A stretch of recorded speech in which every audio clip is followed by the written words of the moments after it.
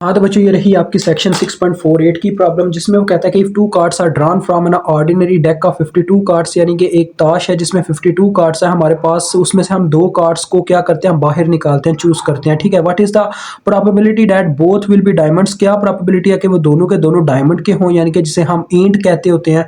If the drawing is without replacement, ये word आपको यहाँ पे बता रहा है कि उसने क्या किया जी, विदाउट रिप्लेसमेंट कहने का उसका ये मतलब है कि एक एक करके पत्ता निकाला है। पहले जब उसने एक पत्ता निकाला 52 कार्ड्स में, तो बच्चों पीछे कितने पत्ते रह गए? पीछे पत्ते रह गए अपने पास 51 में से जब मैंने फिर एक और पत्ता निकाला तो 50 रह गए। वो इस तरह से कहना चाह रहा है। वैसे तो आपको पता है जब हम पहले क्या करते थे, पहले हम इस तरह से किया करते थे कि हम बस सैंपल स्पेस लिखते थे और इनडायरेक्टली फाइंड आउट कर लेते थे दो पत्ते लेके। तो आपको पता 52 एक वे होता था। लेकिन अब क्या होगा देखें जरा। सबसे पहले आपने लिखना है let A be an event that we choose one card from 52 cards from ordinary deck from an ordinary deck. ठीक है, या इस तरह से लिख दीजिएगा let A be an event we choose first card from an ordinary deck. ठीक हो गया बच्चों। तो P of A is equal to आ जाएगा हमारे पास, देखें उसका फार्मूला होगा बच्चों सी। आपके पास पता है कितनी कैटेगरीज पाई जाती हैं एक ताश के अंदर? 4 कैटेगरीज। तो 4 सी आपने ऊपर मल्टीप्लाई करवाने हैं। ठीक है, बटे में तो आएगा सैंपल स्पेस। अब सैंपल स्पेस में आपको पता क्या होता है, टोटल का ऊपर हमने टोटल तादाद लिखनी होती है सी के। तो टोटल पत्ते कितने हैं? 52 में से हम एक पत्ता निकालने वाले हैं। अभी पे फर्स्ट कार्ड मैंने लिखा ना, मैंने दो नहीं निकालने, एक साथ दो नहीं आपने निकालने। तो देखो बच्चों ये आ गया 52C1। ठीक है, अब ऊपर बात करता हूं। आपको पता है 13 पत्ते डायमंड के होते हैं, 13 पत्ते पान के होते हैं, 13 पत्ते दिल के होते हैं, 13 पत्ते अपने पास हुक्म के होते हैं। ठीक है जी।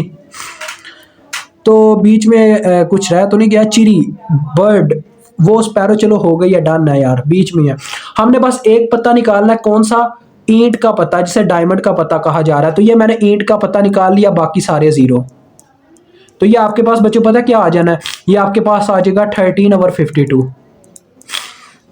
अब बात आती है बच्चों, ये हमने फर्स्ट कार्ड निकाला। अब आपने लिखना है let B be an event. B एक ऐसा इवेंट है that we choose second card from an ordinary deck. अब हम सेकंड कार्ड निकालने लगे हैं ऑर्डिनरी डेक में से, लेकिन उसे रिप्लेस नहीं किया गया, उस ताश को बदला नहीं गया। यानी कि उसमें से एक कार्ड अगर निकल चुका है ना पहले, तो अब उसमें कितने पत्ते रह गए? 51। और हमने कौन सा पत्ता निकाला था? ये सोच के हमने पता निकाला कि हमने ईंट का पत्ता निकाला। तो ईंट में कितने पत्ते रह गए? 12। तो इसका मतलब हमारे पास अब क्या होगा? उसी तरह से फार्मूला तो वही लगेगा, C multiply by C multiply by C. ये सारे 13 के 13 पत्ते हैं, मतलब कि दिल के पत्ते, हुक्म के पत्ते और अपना स्पैरो का पत्ता, वो सारे 13 के 13 हैं, जिनमें से हमने कोई पत्ता नहीं निकालना। सेकंड पत्ता भी उसने बोला था कि आपने कौन सा निकालना है? डायमंड का। तो लिहाजा डायमंड के अब पत्ते कितने पीछे रह गए? 12, क्योंकि एक पत्ता हम निकाल चुके हुए हैं।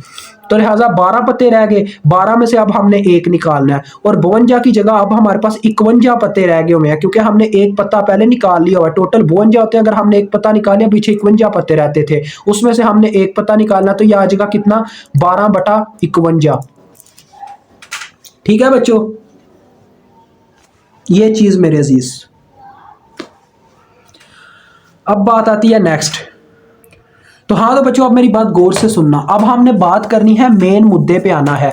अब इन दोनों के दरमियान कौन सा केस चलेगा? बात यह है कि यानी कि इनके दोनों के दरमियान इंटरसेक्शन आएगा या यूनियन आएगा। इंटरसेक्शन उस वक्त आता है जब दो चीजें आपस में क्या करती हों? इंडिपेंडेंट हों। और यूनियन उस वक्त आता है जब दोनों चीजें आपस में डिपेंड करती हों। देखो बच्चों, जब पहली दफा मैंने पत्ता निकाला तो क्या उसमें चलो स्पैरो आया, ठीक है, वो तो हमने मान लिया। जब मैं दूसरी दफा पत्ता निकालूंगा उस ताश में से जिसमें 51 पत्ते रह गए हुए हैं, क्या वो डिपेंड करता है कि पिछली दफा स्पैरो आया तो यानी कि पिछली दफा वो क्या नाम है, डायमंड आया, तो इस दफा भी डायमंड आएगा क्योंकि मैं उसी ताश में से पत्ता निकाल रहा हूं? नहीं, this is depend on luck. ये हमारी किस्मत पे डिपेंड करता है। तो दैट्स वाई ये दोनों इंडिपेंडेंट है, और इंडिपेंडेंट के केस में हमेशा कौन सा रूल लगता है? इंटरसेक्शन का। तो इन दोनों की प्रोबेबिलिटीज आपस में मल्टीप्लाई हो जाएंगी। ठीक है, फिर से मेरी बात समझ लो।